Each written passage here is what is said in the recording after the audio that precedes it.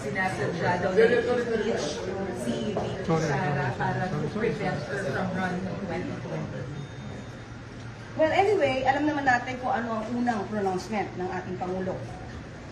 Sa una, of course, hanggat wala pa yung mga impeachment complaints, hanggang maaari ay huwag na sana matuloy.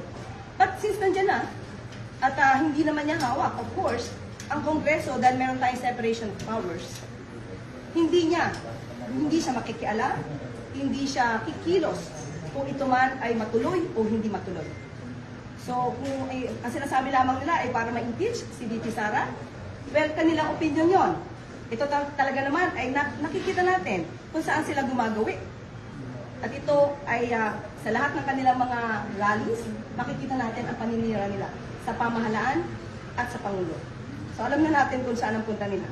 Gusto nila ulit makuha ang power, ang authority. Ang allegation po is they are veering towards dictatorship, referring to the Yes. president. Ang una kong sinabi dyan noon ay anong ebidensya? Paano mapapatunayan?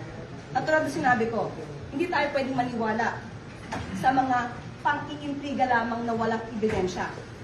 At ito naman, siguro naman ay natatandaan ninyo, nung panahon ni dating Pangulong Duterte, inamin niya, fiscal pa lang siya, expert na siya sa pag-intriga at pagplanta ng ebidensya.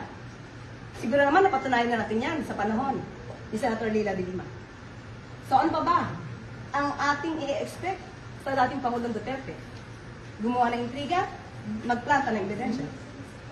Thank you. Salamat po.